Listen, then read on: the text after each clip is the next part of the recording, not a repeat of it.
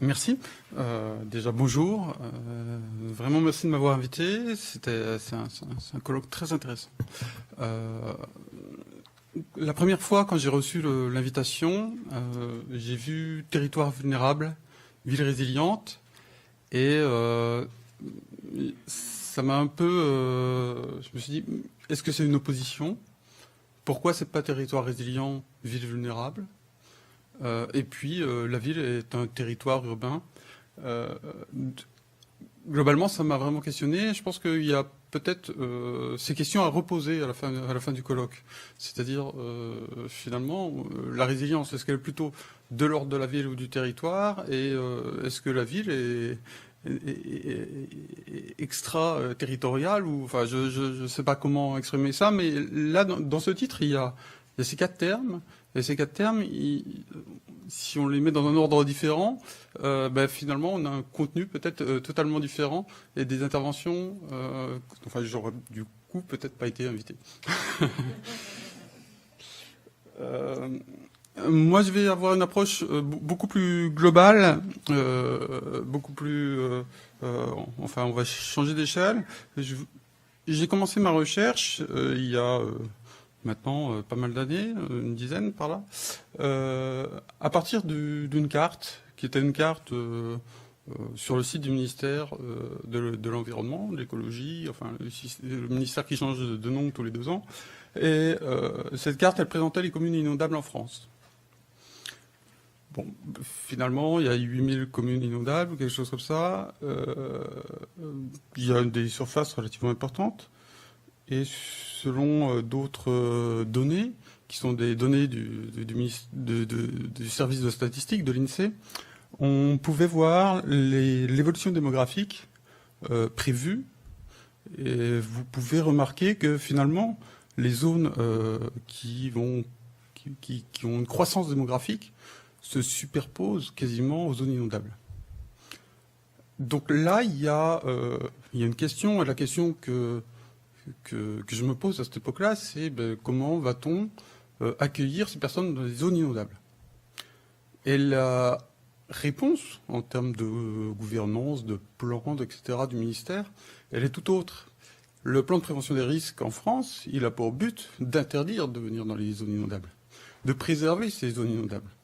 Donc on a d'un côté des territoires qui sont attractifs et une réglementation qui interdit l'accueil dans ces zones inondables.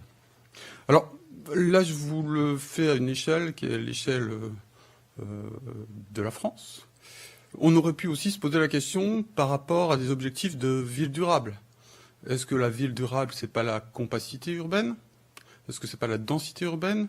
Et à ce moment-là, comment on fait dans des villes avec des zones inondables importantes? Est-ce que ces zones inondables ne doivent pas être urbanisées? Et à ce moment-là, cette compacité urbaine, cette densité urbaine, ça s'oppose réellement avec les objectifs de développement durable. Donc, bon, soit ministère, réglementation française, quelque chose de très, très légitime. Maintenant, regardons en termes de constat ce que ça donne. Tout ça est cohérent, c'est-à-dire que, enfin cohérent, je veux dire la pression foncière qu'il y a sur ces zones donne beaucoup de logements dans les zones inondables, dans les secteurs où il y a une attraction démographique. C'est-à-dire ces zones rouges qui étaient très attirantes démographiquement parlant, on a des logements en zones inondables. Globalement, sans aller dans l'analyse fine de chaque PPR, on s'aperçoit quand même que sur les zones où il y a de la pression foncière, il y a de logements en zone inondable. Alors, on peut imaginer que c'est des territoires qu'on réussit à ne pas avoir de PPR. Et, si on regarde sur une période, donc 99-2006, voilà la croissance urbaine en termes de logements dans les zones inondables.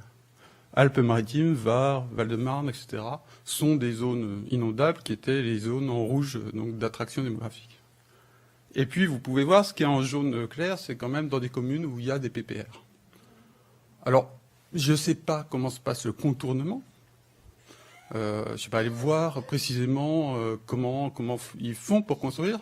Mais ça, c'est des données qui sont des données nationales, IFEN, ministère, etc. Donc, c'est pas sujet, finalement, à discussion. On peut simplement poser le constat que la réglementation française, elle marche pas si bien que ça. Alors, regardons ce qui se passe en Île-de-France. Descendons sur une échelle petite. Évolution de la construction des logements en zone inondable, 2000-2010. C'est des cartes qui sont sorties hier. Donc, peut-être que vous allez sur l'Institut d'aménagement et d'urbanisme de la région de France. Ils viennent de sortir une note sur les logements en zone inondable. Il y en avait une précédente, mais là, ils viennent de la réactualiser. Donc voilà, vous avez toutes ces communes, finalement, qui sont dans les zones inondables, ont une construction de logements qui n'est pas arrêtée. Alors, par période décennale, 75 c'est Paris, 92, 93, 94 c'est les départements qui sont limitrophes à Paris.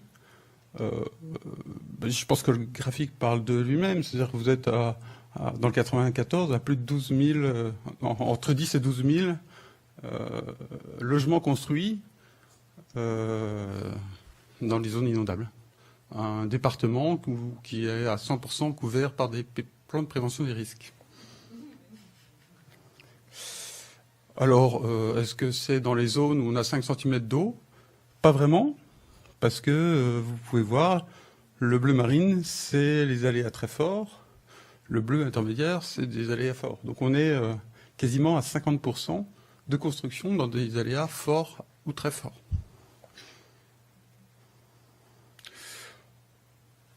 On pourrait dire, en France, on est quand même meilleur que partout ailleurs dans le monde et qu'on arrive facilement à dominer la nature. Sauf que on peut pas dire qu'on connaît pas. Je pense que voilà, si on commence à mettre quelques petits événements qui sont arrivés ces dernières années, le plus vieux Louvèze en 92, voilà, on a quand même une série de catastrophes. On fait semblant de ne pas les voir des fois, mais donc sur Paris, enfin sur l'Île-de-France, 435 000 logements actuellement, zone inondable, 27,3 millions de mètres carrés, 6 000 hectares. Voilà, 205 000 logements exposés dans des aléas forts ou très forts, c'est-à-dire plus d'un mètre quand même, plus d'un mètre ou plus de 2 mètres d'eau. Et puis en termes économiques, alors j'ai multiplié le 20 milliards d'euros qui est prévu par 1,4, je ne sais pas si c'est exactement ça, mais ça ferait 28 milliards de dollars. Donc dans un pays qui se dit en crise et qui a du mal à investir dans la modernisation de ses réseaux de transport en commun, etc., dans cette région, on peut se questionner sur ce qui va devenir le jour où ça va arriver. Et je vous parle d'une crue centenale. Elle n'est pas obligée de respecter l'aléa peut être un peu plus que centenale. En Allemagne, ils ont eu quelques millénales ces dernières années. Moi, quand j'ai commencé ma recherche, j'ai regardé une définition du risque, vulnérabilité qui croise aléa. Donc finalement, la vulnérabilité, c'est quoi? C'est une fragilité des enjeux ou quelque chose comme ça. On croise les deux, ça fait du risque. Et puis, il y a d'un côté des dommages ou des impacts directs ou indirects. Alors, indirect, pour faire simple, si vous avez une entreprise, tout d'un coup, vous ne pouvez plus produire et vous perdez en images, vous perdez en clientèle, etc. Vous avez des dommages indirects. Puis, vous avez aussi perdu votre moyen de production qui sont vos dommages directs. Bon, c'est la façon dont je suis rentré dans le risque. Puis je me suis dit, finalement, quand même, alors j'avais la chance d'avoir habité juste à côté de la Suisse, et je savais qu'ils ne faisaient pas tout à fait pareil. Donc eux, ils ont un potentiel de dégâts que que croise un degré de danger avec une matrice pour croiser ça. Donc on n'est plus sur du aléa vulnérabilité. On n'est pas très loin, mais derrière, eux, ils déclinent ça avec des objectifs de protection qui sont des objectifs pas tellement sur les zones, plutôt sur les équipements. Ça change déjà un petit peu, c'est-à-dire qu'on protège plus trop un territoire, même s'ils ont pas mal de digues aussi. Mais dans la philosophie de cette protection, on dit, ben, voilà, tel équipement doit être protégé pour tel niveau de risque, et pas tel territoire. Ce qui, en France, c'est plutôt des questions de territoire. Puis, des visions plus anglo-saxonnes au départ, qui étaient sur les analyses coûts-bénéfices, etc., qui sont, ben, le risque, c'est en fait une somme d'éléments qui a chacun un niveau de dommage potentiel. Et voilà, on a un coût en euros.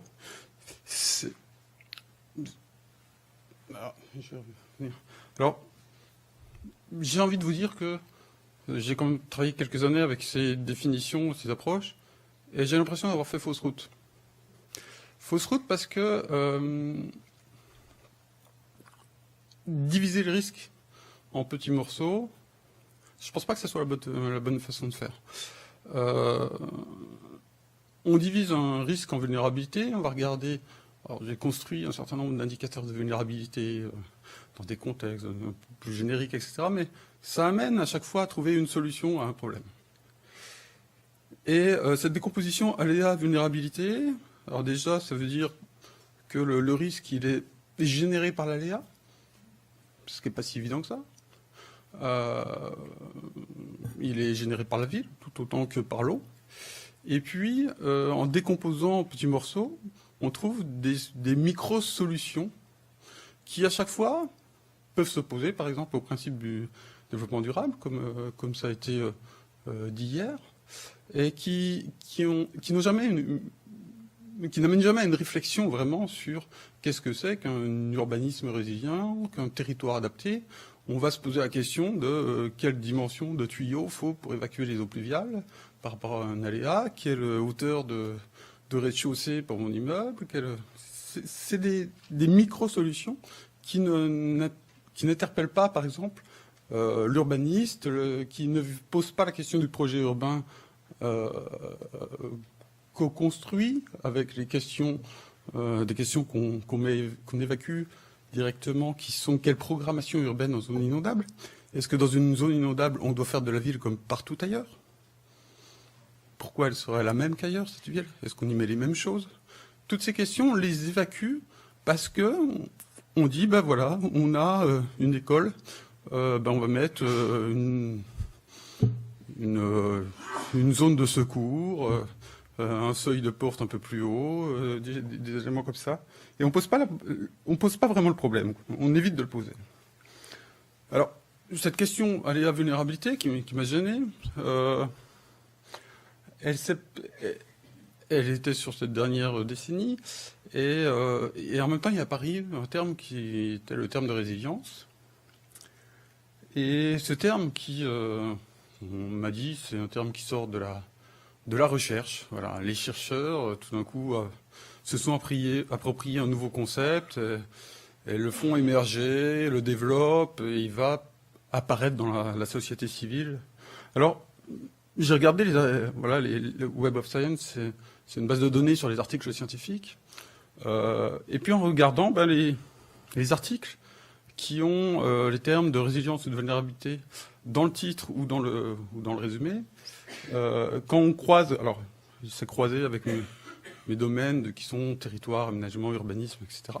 Quand on croise les mots-clés, voilà ce qui apparaît. C'est-à-dire que le terme de résilience, qui est la courbe noire, débute effectivement dans les années 2005. Avant, il y a quelques articles, mais ce sont quand même à chaque fois des articles un peu isolés qui parlent de résilience.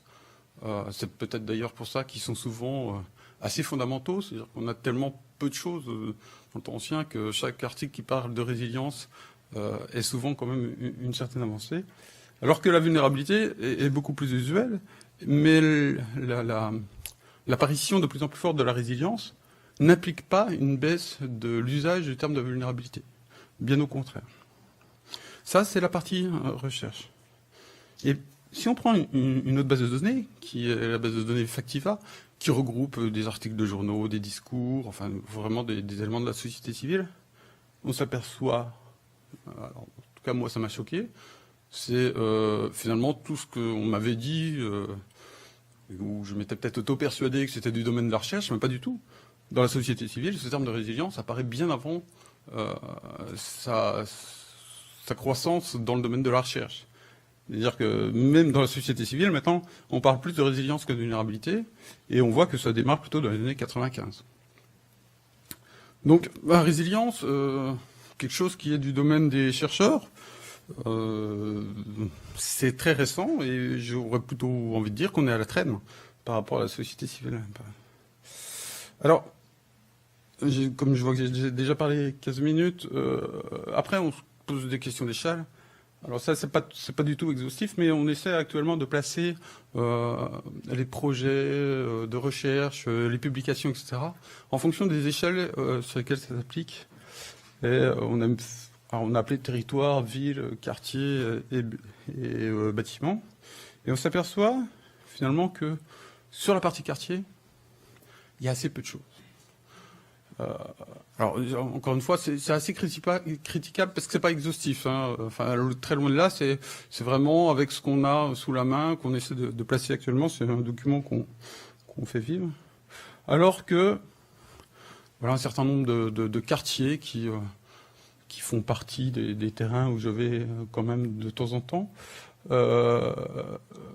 Et je vais que sur cette échelle qui n'est pas dans les publications, qui n'est pas dans les projets de recherche, qui est cette échelle du quartier, qui est aussi la vitrine de la résilience, alors notamment en Allemagne, où on a même des voyages organisés dans ces quartiers. Donc, comment après, dans l'analyse du quartier, je cherche à analyser ça. Je cherche à analyser ça avec une approche, déjà avec une approche fonctionnelle. Comment ça fonctionne? Alors on fait des blocs diagrammes fonctionnels pour voir qu'est-ce qui est dépendant de quoi et quels sont les liens, notamment sur tout ce qui est système technique urbain.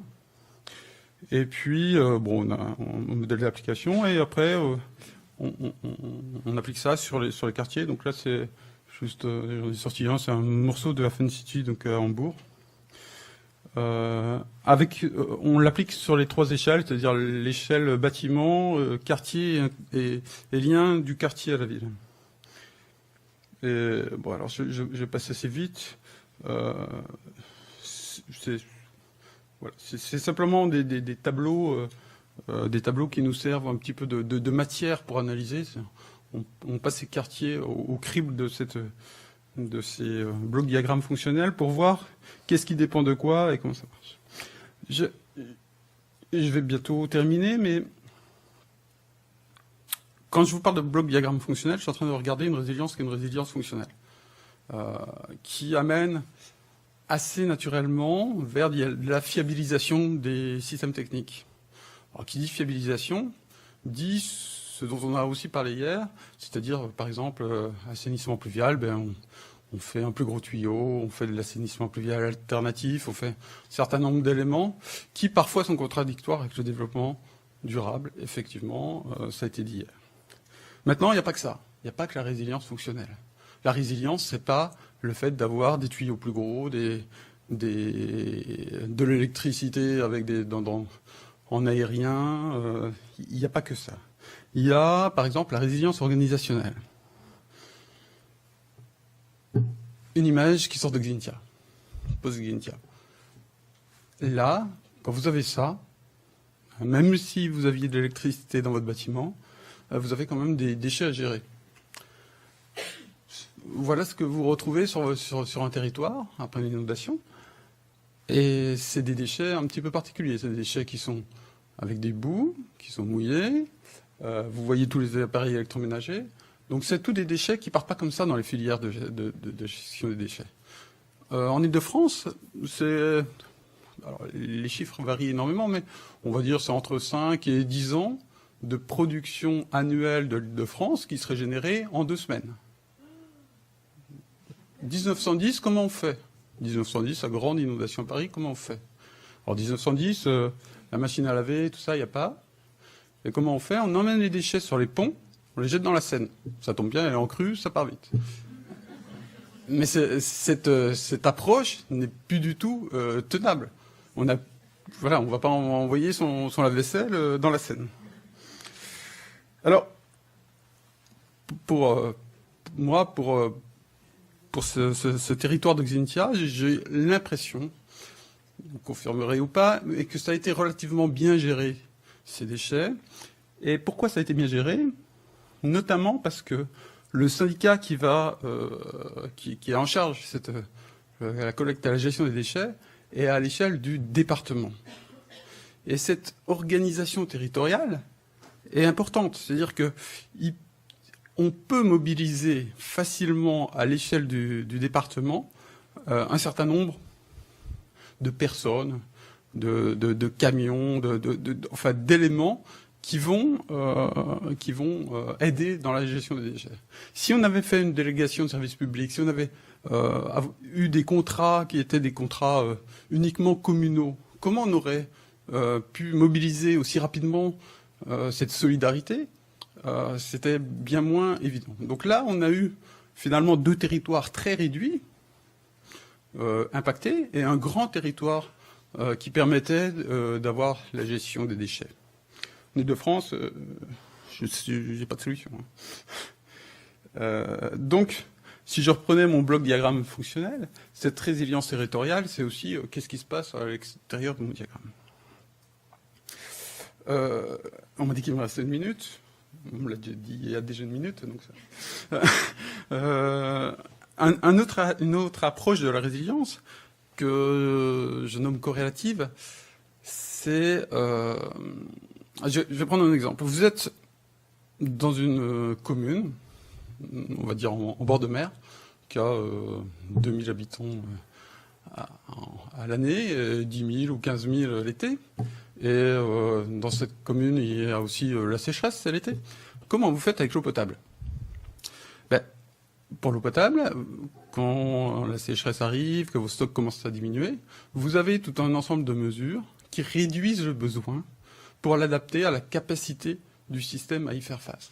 C'est-à-dire que vous n'avez plus le droit de laver la voiture, vous n'avez plus le droit de remplir la piscine, vous n'avez plus le droit de faire un certain nombre de choses afin de préserver le système de distribution de l'eau potable. Et ça, c'est une corrélation entre la réduction d'un besoin et la capacité d'un système à y faire face. C'est pour moi un élément important de la résilience qui n'est absolument pas investi par les chercheurs. Cette capacité, on parle des fois de fonctionnement en mode dégradé des systèmes techniques, mais on parle pas de l'usage qu'il y a sur ces systèmes. C'est-à-dire, est-ce qu'on peut réduire ces usages? Est-ce qu'on peut les prioriser? Est-ce qu'un hôpital enfin, il y a un certain nombre de questions à mener entre la réduction du besoin pour permettre au système de fonctionner. Et donc, il y a certainement des bouclages locaux de l'écologie territoriale, du métabolisme urbain, un certain nombre d'éléments à investir pour analyser ça. Donc encore 1 minute. Donc voilà pour moi ce qui est, on va dire, le cadre d'analyse de la résilience, avec 4 aspects. Une résilience cognitive dont je n'ai pas du tout parlé, mais qui est très importante, c'est la proportion à connaître les besoins du territoire, les capacités de réponse, la culture des personnes, la culture du risque, etc., qui sont des éléments très importants de la résilience. Je ne vais pas développer ici. La résilience fonctionnelle, j'ai commencé par ça, c'est finalement tout ce qui est de l'ordre de la fiabilisation, qui sont effectivement des éléments de résilience. Et ce que j'appelle beyond the barriers, c'est après. Voilà, l'eau, elle passera derrière la digue. Qu'elle soit napoléonienne, qu'elle soit on va pas dire, on n'a pas de Napoléon actuellement, mais qu'elle soit il y a un jour où cette eau elle passera derrière la digue.